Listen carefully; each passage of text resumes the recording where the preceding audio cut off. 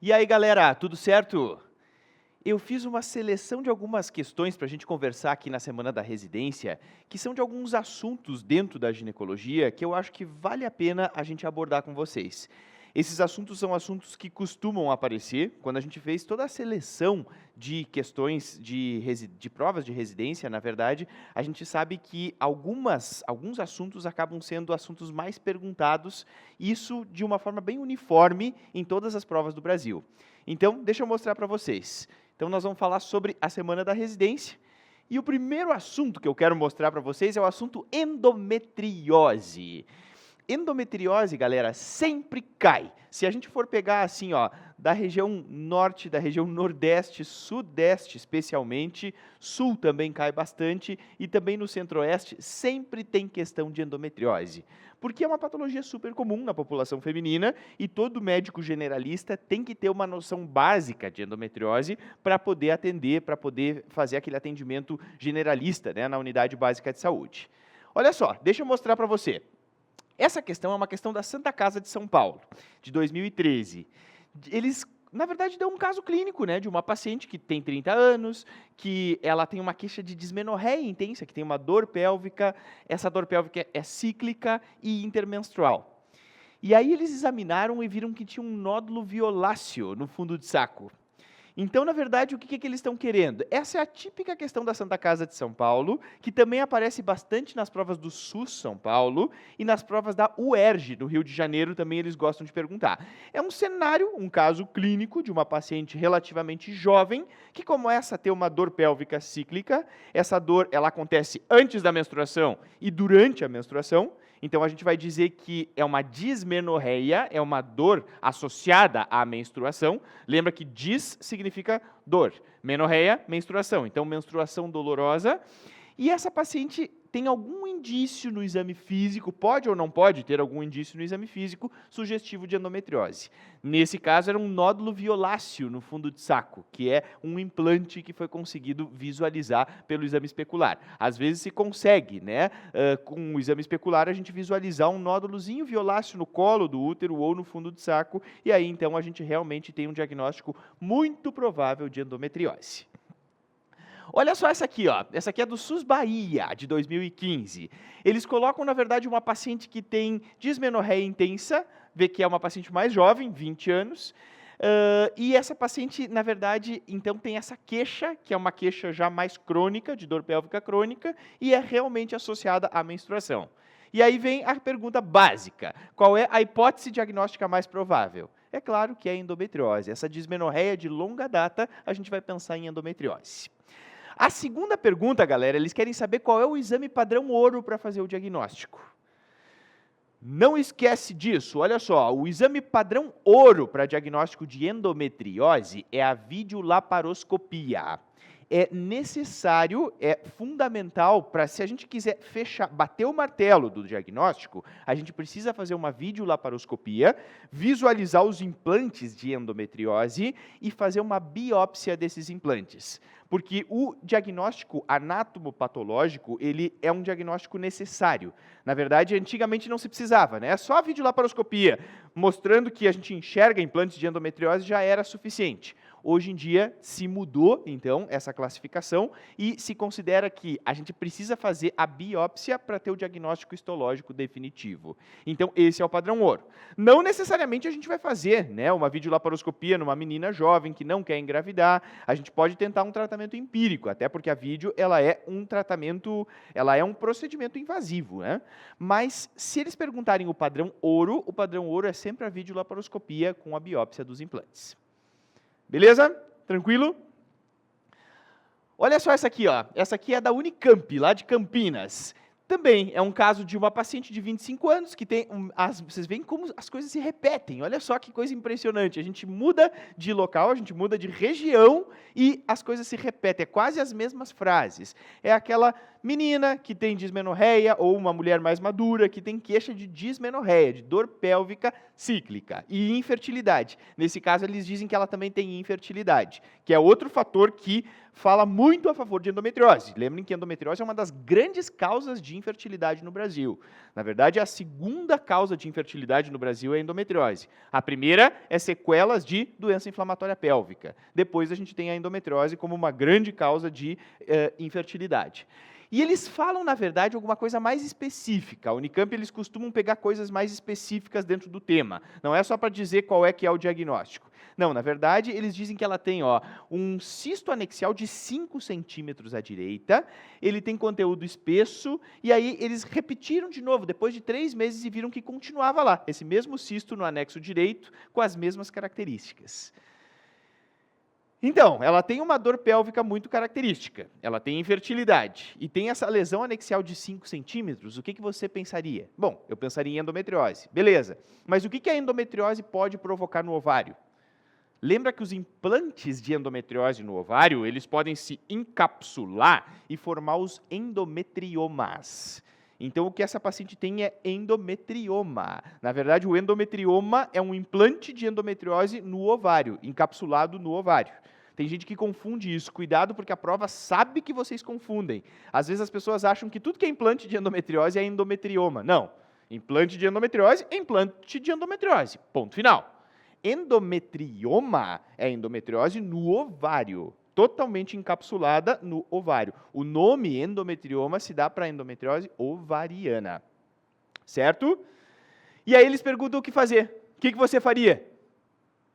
Uma vídeo, claro, endometrioma de 5 centímetros, gente, tem que tirar. Tem que fazer, na verdade, a remoção da cápsula do endometrioma. A gente tira todo o cisto endometriótico que tem ali no ovário. Lembra que essa remoção da cápsula do cisto a gente chama de cistectomia. Cistectomia não é retirada da bexiga aqui, tá? Cistectomia é a retirada da cápsula do cisto. Então, isso é o que se acaba fazendo. Beleza? Tranquilo?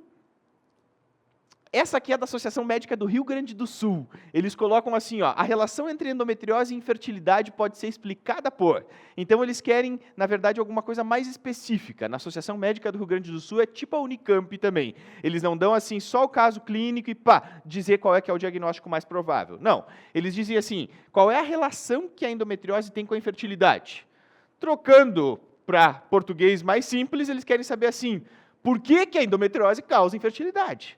Então, na verdade, é lógico que é pela distorção da anatomia da pelve, a gente sabe que existe comprometimento da tuba, e aquela reação inflamatória local que os focos de endometriose produzem acaba levando à infertilidade, e os endometriomas podem dar disfunção de fase lútea também. Então, tudo isso acaba sendo uma causa, uma justificativa para que a endometriose provoque infertilidade.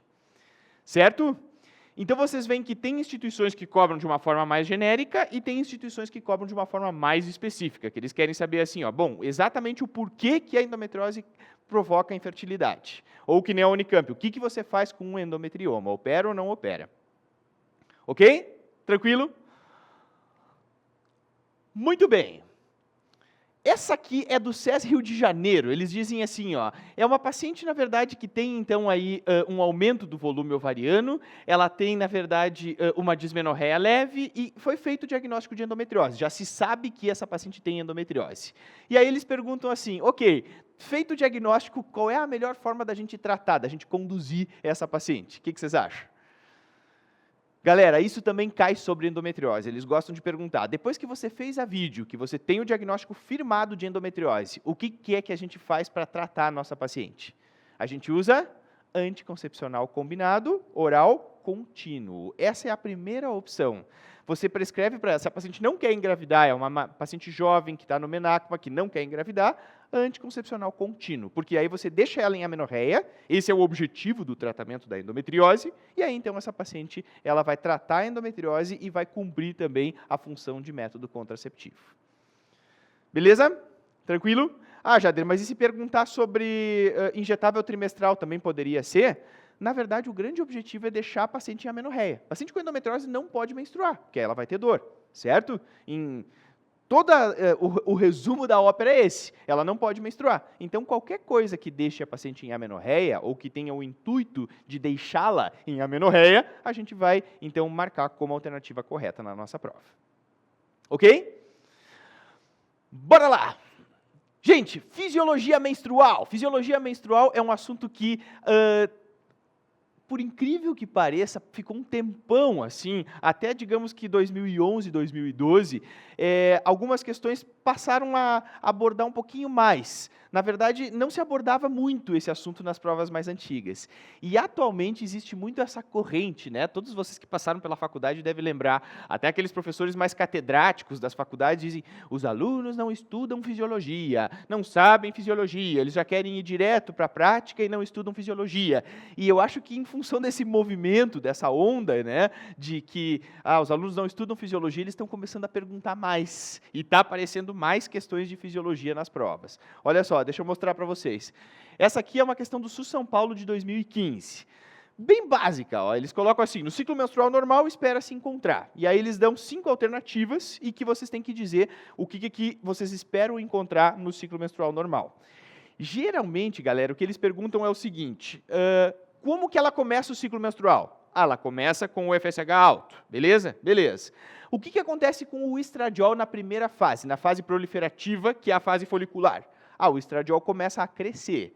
Então, nós temos níveis altos de FSH, que recrutam os folículos, e os folículos começam a produzir estradiol, e dessa forma, então, começa a crescer o estradiol. Isso eles gostam de perguntar: como que está o FSH e o estradiol na primeira fase? Outra coisa que eles adoram perguntar: o que é que precisa ter para ovular? Precisa ter começado com o FSH alto, ter feito pico de estradiol no final da fase proliferativa, que por sua vez deflagra o pico de LH, bem no meio do ciclo. Então, aquele pico de LH, que acontece bem na metade do ciclo menstrual, é o que precisa para a paciente ovular.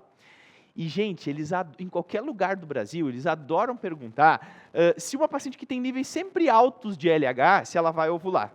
A resposta é não. Na verdade, ela só ovula se ela tem pico de LH. Não adianta ter níveis sempre altos de LH que a ovulação não vai acontecer.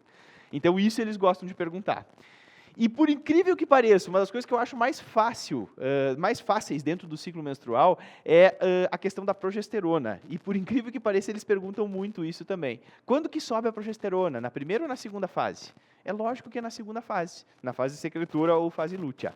Certo? Então, é aí que a progesterona vai estar alta. Sabendo isso, galera, já é meio caminho andado para acertar a questão de ciclo menstrual. Deixa eu mostrar outra, olha só.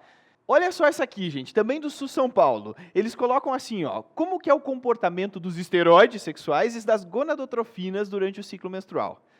Observem, gente, que é mais ou menos a mesma linha, né? São perguntas simples, enunciados bem simples, mas que você tem que saber como que está o FSH e o LH em cada fase do ciclo menstrual e como que está o estradiol e como que está a progesterona. Ok? Então, uma questão bem típica, bem emblemática, assim, o que acontece em cada uma das duas fases. Galera, uma coisa muito importante que também costuma aparecer: eles gostam de falar sobre a duração das fases. A gente, geralmente, quando a gente estuda o ciclo menstrual padrão, a gente usa 28 dias. Por quê? Porque a média das mulheres no mundo é um ciclo de 28 dias. Mas presta atenção, o que a gente sabe é que, geralmente, a gente divide o ciclo de 28 em 14 dias de fase proliferativa e 14 dias de fase secretora. Mas a gente sabe que, na verdade, quando as pacientes têm ciclos irregulares, a única coisa que é fixa, né, em qualquer mulher é a fase secretora, que é a fase lútea. Então, toda mulher tem 14 dias de fase secretora. O corpo lúteo ele tem um tempo de sobrevivência dentro do ovário de 14 dias. Então, se você for pegar qualquer mulher, desde a paciente adolescente até aquela paciente que está próxima ao climatério, ela vai ter 14 dias de fase secretora, que é a fase lútea. O que altera o comprimento do ciclo menstrual é a fase proliferativa, que é a fase folicular. Então, isso eles também perguntam. O que varia? Varia a fase proliferativa. O que é fixo, que é sempre 14 dias? A fase secretora. Ok? Não esquece disso, porque isso cai também. Olha só essa aqui, ó, Hospital do Servidor. Na verdade, então, assim, ó, É tudo mais ou menos a mesma linha as questões. Aqui eles estão falando também sobre a inibina. Eu coloquei essa questão para lembrar também da inibina e no Hospital do Servidor eles gostam de perguntar. Na Associação Médica do Rio Grande do Sul também eles gostam de perguntar sobre a inibina e a gente sabe que já teve questão também aí do Nordeste, várias questões do Nordeste também que eles acabam falando sobre as inibinas. Gente, o que eu quero lembrar para vocês da inibina? Não esquece que a inibina ela serve para inibir o FSH, por isso o nome, inibina, certo? E uma coisa que aparece é o seguinte, quando que a inibina A está alta e quando que a inibina B está alta? Então vocês vão lembrar assim, ó, é só lembrar que é a ordem inversa do alfabeto, né? Então assim, na primeira fase, que é a fase proliferativa, sobe a inibina B. A que vai estar alta é a inibina B. E na segunda fase do ciclo menstrual, a que vai estar alta é a inibina A. Ok? Então é o contrário. Primeiro a B, depois a A. Essa é a sequência. Jader, qual é a aplicação prática disso? Nenhuma. É para acertar a questão de prova. Ah, mas e cai, ok? Então tem coisas que a gente não tem que discutir. A gente tem que, ó, bom, cai, então eu vou baixar a cabeça e vou lembrar. Lembra? Primeiro é a B, depois é a A. E isso aparece bastante. Ok? Beleza? Muito bem. Gente, o assunto incontinência urinária. Incontinência urinária também é um assunto que tem sido bastante perguntado. Na verdade, essa área é a área de interseção da ginecologia com a urologia. Às vezes, nas questões de cirurgia, então, né, que é onde entram as questões de urologia, acaba aparecendo questões de incontinência urinária. E, claro, a prova que mais, as questões que mais cobram incontinência urinária são realmente as questões de ginecologia. Olha só, deixa eu mostrar para você. Essa aqui é uma questão do SUS São Paulo, bem clássica, típica de incontinência urinária do SUS São Paulo. Eles colocam assim, ó, um caso clínico. Eles adoram colocar caso clínico. Eu, no meu ponto de vista, eu gosto muito de caso clínico. Eu acho que caso clínico é muito melhor, é muito mais fácil da gente responder questão de caso clínico, porque é o nosso dia a dia, é aquilo que a gente vê no dia a dia. E eu acho que é isso que o médico realmente precisa saber. Então, eles dão um caso clínico de uma paciente de 45 anos que tem aí um tipo de incontinência urinária que acontece aos esforços. Então, ela tosse e perde urina, né? Ela tem perda progressiva quando tosse, quando espirra e quando dá risada. E aí eles colocam assim, ó, colocam o exame físico da paciente, o índice de massa corporal, e eles perguntam como que você conduziria esse caso clínico dessa paciente. E aí eles colocam assim, então, primeiro, o que vocês acham que ela tem, né? Que tipo de incontinência urinária vocês acham que ela tem, se é por esforço, e também o que você solicitaria para ela. Gente, isso é o básico, isso aí sempre cai em tudo que é instituição do Brasil. O que você faz? Qual é a avaliação inicial da incontinência urinária? Você vai pedir uma urina tipo 1, que é um exame qualitativo de urina e uma urocultura, sempre. Por quê? Porque, às vezes, uma porcaria de uma infecção urinária, uma maldita de uma Escherichia coli, pode ser a causa de uma incontinência urinária. Às vezes a paciente tem aí uma incontinência urinária e é só uma infecção urinária, só isso. Olha que coisa ridícula. Então, aí você trata a infecção urinária e está resolvido o problema dela. E se a urocultura dela estiver negativa, ou seja, não tem nada de bactéria, aí então você vai fazer a avaliação urodinâmica, que é o exame que vai nos dizer realmente que tipo de incontinência urinária ela tem, se ela tem contrações do músculo detrusor, que caracterizaria a hiperatividade detrusora, e aí então é ela que vai definir, a urodinâmica define qual é o tratamento da sua paciente, se vai ser clínico ou se vai ser cirúrgico. Ok? Então não esquece, urina tipo 1, exame qualitativo de urina, urocultura, e se esses exames estão normais, aí então avaliação urodinâmica. Ok? Beleza? Bem fácil, bem tranquilo. Olha só essa aqui, gente, essa aqui é do servidor. Eles adoram perguntar lá algumas coisas mais específicas. Na verdade, tem várias instituições do Brasil que cobram isso também. E uma das coisas que eles gostam de perguntar é sobre o Valsalva Leak Point Pressure. Todo mundo lembra o que é isso? O Valsalva Leak Point Pressure, quando a gente faz a urodinâmica na paciente, a gente pede para que a paciente faça uma manobra de esforço quando a bexiga está cheia. Então, a gente vai injetando soro na urodinâmica, né? Estamos lá fazendo a urodinâmica. Ah, a senhora está sentindo aí que a bexiga está enchendo? Estou sentindo. Já está com vontade de fazer xixi? Ainda não. Mais um pouquinho. Opa, doutor, agora eu estou com vontade de fazer xixi. Aguenta um pouco mais. Injeta mais um pouco de soro. Beleza. Aí, o que a gente vai fazer? Agora a senhora tosse, por favor. E aí ela vai tossir. No momento que ela tosse, a gente vai ver qual é a pressão do ponto de perda. Esse é o Valsalva Leak Point Pressure, ou então pressão do ponto de perda. Por incrível que pareça, tem questões que cobram o termo em inglês, que é o Leak Point Pressure, pressão do ponto de perda, e outros colocam o termo em português mesmo. O que vocês não podem esquecer, gente? Que o Valsalva Leak Point Pressure, na verdade, ele é dividido então aí em 3 faixas. Quando for acima de 90 centímetros de água, a gente tem uma hipermobilidade uretral. Entre 60 e 90 é aquela terra de ninguém, né? Que a gente não sabe bem se é o esfíncter que está defeituoso ou se é só uma hipermobilidade uretral. Então não cai. Entre 60 e 90 não cai nas provas porque é duvidoso. É uma coisa que ainda não tem, ainda os especialistas não chegaram a um consenso. O que eles cobram é se é acima de 90, hipermobilidade uretral. E o que eles mais cobram é quando é abaixo de 60 centímetros de água.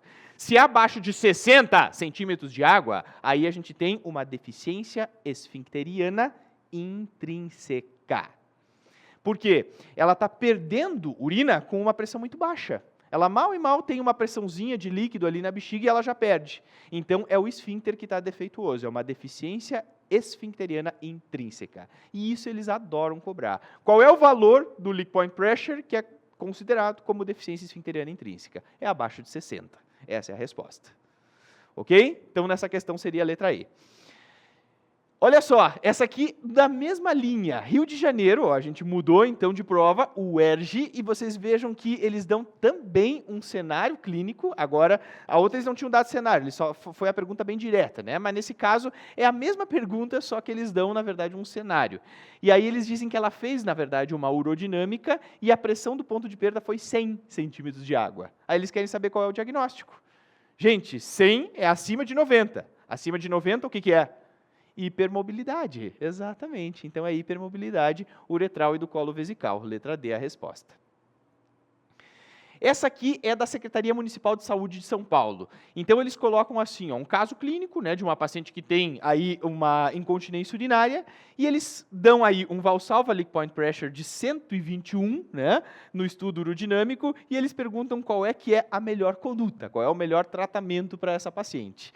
E aí, então, eles colocam injeção de colágeno, tratamento cirúrgico, anticolinérgico, sling ou terapia estrogênica. Na verdade, se a paciente tem incontinência urinária de esforço, a gente sabe que sempre o melhor tratamento, o que vai ter o melhor resultado, definitivamente é o tratamento cirúrgico.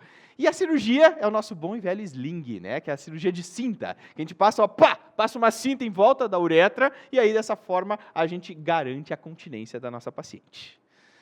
Ok? Tranquilo?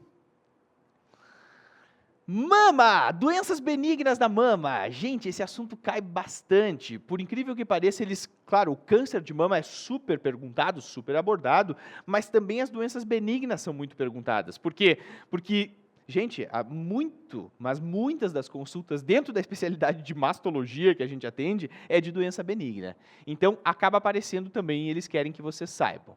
Olha só, deixa eu mostrar para você, vem comigo. Gente, SUS São Paulo, eles dizem assim, ó, uma gestante, ela foi fazer uma consulta de pré-natal e ela tem um nódulo de 2,5 centímetros, móvel, indolor. Essa paciente é uma paciente jovem, então, né, porque ela é uma gestante, então está no MENACME, e eles perguntam qual é a melhor conduta para ela. Isso sempre cai. Como assim, Jader? Sempre cai uma gestante com nódulo de mama? Não. O que cai, na verdade, o que eles gostam de perguntar é se a paciente tem um nódulo de mama indolor, uma paciente jovem, móvel à palpação, qual é a primeira conduta recomendada pelo Ministério da Saúde? A resposta é punção aspirativa com agulha fina. Ah, Jader, mas não dá para fazer um ultrassom? Não seria melhor mandar ela para o ultrassom? Assim, aquilo que a gente faz na prática e o que a gente acha que deve fazer, sim, às vezes pode até ser uma conduta mais correta, mas aquilo que eu sempre digo, eu não estou aqui para ensinar vocês o que seria de mais bom senso ser feito. Eu estou aqui para ensinar vocês a acertar a questão de prova. E na prova, gente, eles perguntam coisas assim, ó, exatamente como está no Ministério da Saúde. Por que eles fizeram essa conduta? Eles fizeram essa conduta para poder favorecer aquela pessoa que está lá numa unidade básica de saúde, que não tem acesso à mamografia, que não tem acesso ao ultrassom, ou até tem, mas é muito difícil. Como que ela pode já resolver e dar um norte para a paciente? Na verdade, faz a punção aspirativa com agulha fina. E aí você vê se ele é um nódulo sólido ou se ele é um cisto. Essa é a primeira conduta frente aos nódulos de mama. Ok? Não esquece disso. Olha só essa outra, do SUS São Paulo. Ó. Eles dizem que é uma menina de 23 anos que tem um nódulo de 1,5 centímetros, consistência fibroelástica, não tem dor, e aí ela fez um ultrassom. Então essa aqui tinha condições de ter acesso ao ultrassom, ela fez, e aí diz que o nódulo tem limites regulares, bem definidos, hipoecogênico e forma oval. E aí, olha só a pergunta, eles querem saber o que provavelmente essa menina tem. Gente, na verdade, o que eles estão querendo que vocês saibam? Eles querem que vocês saibam qual é o principal nódulo benigno que acomete mulheres jovens e que tem essas características, que é, então, limites regulares, bordos precisos, que tem o maior eixo no ultrassom, né? Quando a gente faz o ultrassom, o maior eixo do nódulo é paralelo à pele, isso é fibroadenoma. É o nódulo benigno mais comum em mulheres jovens. Então, a principal hipótese diagnóstica é fibroadenoma, e fibroadenoma a gente pode ou tirar ou então fazer acompanhamento. Depende de como que a paciente se sente com o nódulo. Se ela está incomodada, a gente tira o fibroadenoma. Se ela não está incomodada, dá para fazer só acompanhamento ultrassonográfico. Ok? Beleza?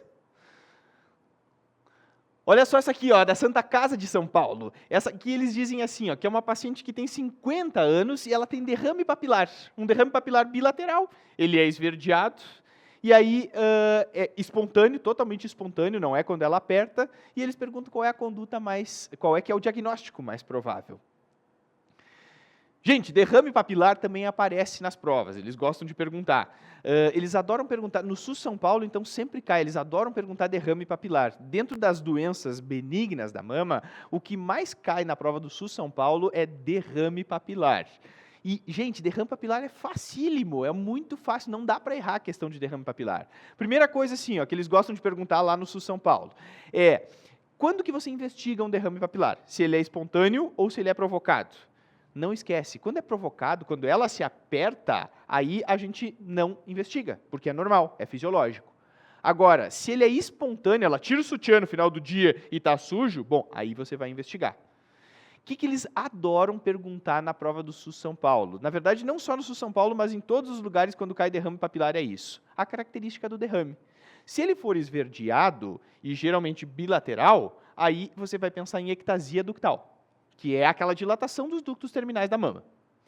Se ele for sanguinolento, não esquece, é papiloma intraductal, que é também uma alteração benigna, assim como a ectasia ductal. Agora, se ele for água de rocha, que é aquele aquoso, aquele derrame papilar aquoso, aí você vai pensar em câncer de mama. Certo? E isso, gente, cai muito. Eles adoram perguntar assim, qual é o derrame papilar que é característico, que é suspeito de câncer de mama? É o derrame do tipo água de rocha, certo? Por quê? Porque eles acham que e eles sabem que vocês confundem com o sanguinolento. Derrame papilar sanguinolento não é câncer de mama, é papiloma, que é uma alteração benigna. Ok? Essa aqui é de Minas Gerais, olha só que bacana. Ó. Eles dizem que é uma paciente de 36 anos que tem, na verdade, uma imagem sugestiva de cisto. Ela tem um cisto, na verdade, na mama de 4 centímetros, na mama direita. O que a gente tem que fazer? Cisto simples, de 4 centímetros, o que tem que fazer? Pensa comigo. Cara, ela tem um cistinho. O que é cisto? É uma bolinha de água. Cisto é uma bola de água que tem na mama, certo? Então, o que você faz com isso? Está ali, está dolorido, ela sente, ela passa a mão, dói, cresceu rápido, o que você faz? Isso que você está pensando. Não tenha medo de errar, é isso mesmo que você pensou. Você vai botar uma agulha, claro, lógico, é isso aí. Vai lá, pá, bota uma agulha acoplada numa seringa e puxa aquele líquido. Está resolvido o problema dela. Então, a gente esvaziou o cisto, ela para de ter dor e está resolvido o problema. Você faz isso na unidade básica de saúde. Tranquilo? Beleza? Então, a melhor conduta para cistos mamários em pacientes sintomáticas é punção. Acabou. Gente, sobre doença inflamatória pélvica. Doença inflamatória pélvica também a gente tem feito muito diagnóstico. Sabe que está aumentando a incidência de doença inflamatória pélvica. Na verdade, algumas doenças, especialmente as DSTs, as doenças sexualmente transmissíveis, elas começaram a surgir de novo, né?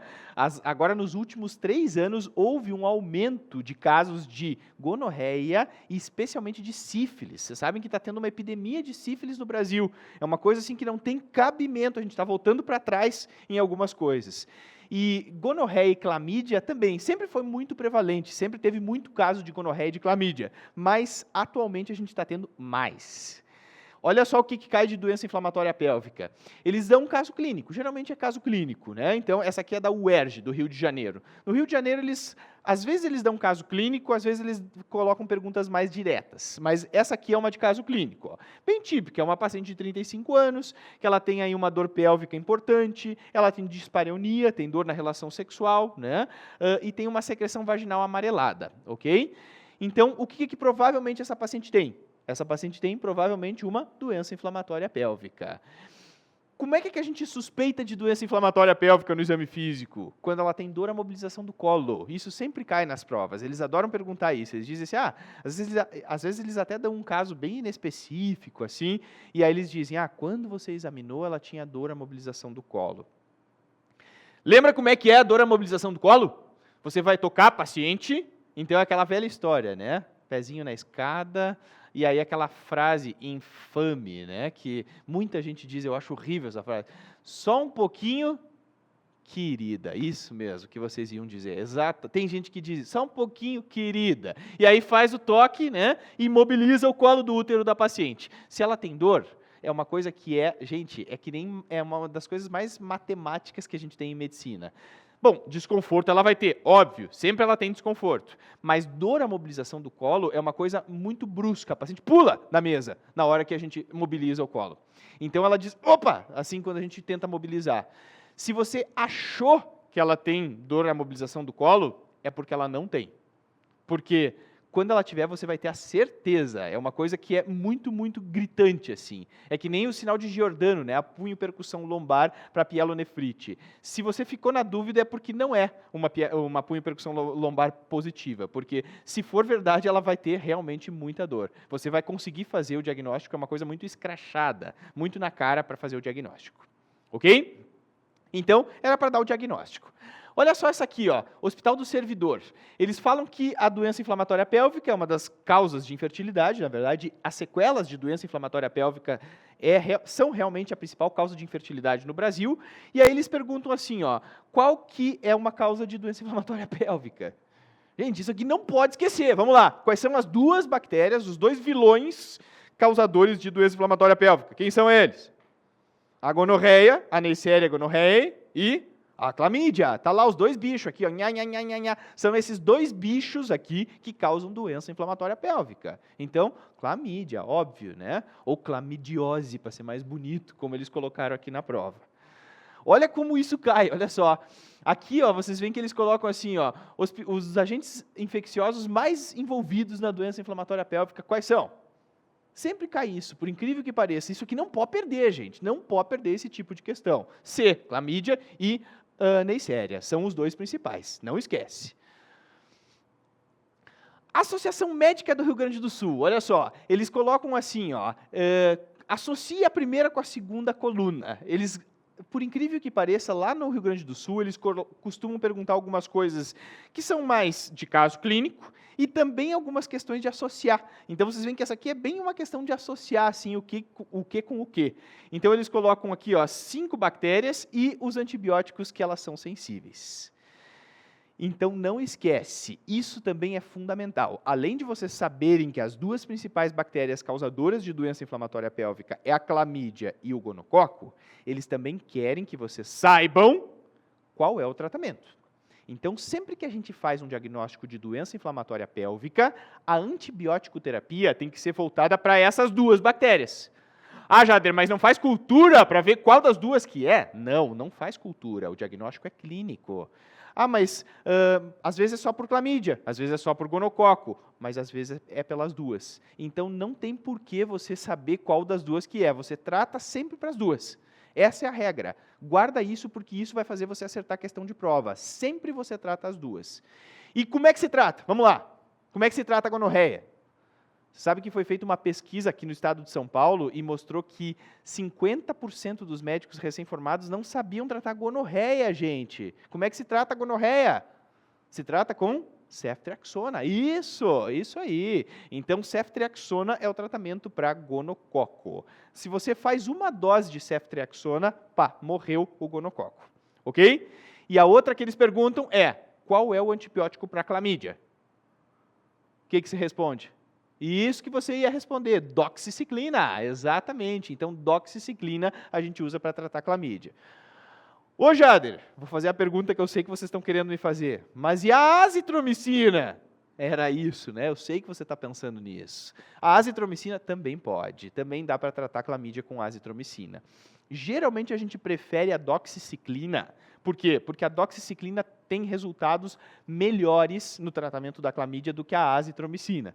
Até quando existe caso de doença inflamatória pélvica, os estudos mostraram que a remissão dos sintomas foi melhor quando você prescreve doxiciclina do que quando você prescreve azitro. Mas dá para dar azitro também, não está errado, também está correto. Se não tiver doxiciclina nas alternativas, você marca azitromicina, que também está certo. Ok? Beleza? Tranquilo? Então tá, gente. Aí vocês veem aqui as alternativas, né? Eles colocam então para associar. Então vocês viram que foi uma questão bem pontual, assim, eles colocam as bactérias ali e colocam quais são os antibióticos para cada uma delas. O meu grande objetivo, na verdade, não era ficar lendo questão aqui para vocês e, vamos lá fazer a questão. Não, gente, não é esse o objetivo. O meu objetivo foi só mostrar para vocês como que esses assuntos caem nas provas. E, claro, a gente já aproveita para dar aquelas dicas, né, de cada um dos assuntos. Dentro do assunto, o que é a cerejinha do bolo, o que é o mais importante. Claro que a gente tem, então, aí nas aulas, a gente acaba destrinchando todo o assunto, né? A gente monta todo o assunto parte por parte, depois a gente faz algumas questões, resolve questões, mas o objetivo aqui na Semana da Residência é só mostrar para vocês como que esses assuntos acabam aparecendo nas provas, para vocês ficarem ligados e antenados. Contem sempre com a gente para aquilo que vocês precisarem, a gente está sempre junto aí com vocês. O nosso objetivo é preparar e realmente que vocês alcancem aquilo que vocês querem, que o objetivo é a aprovação. Beleza? Um grande abraço a todos.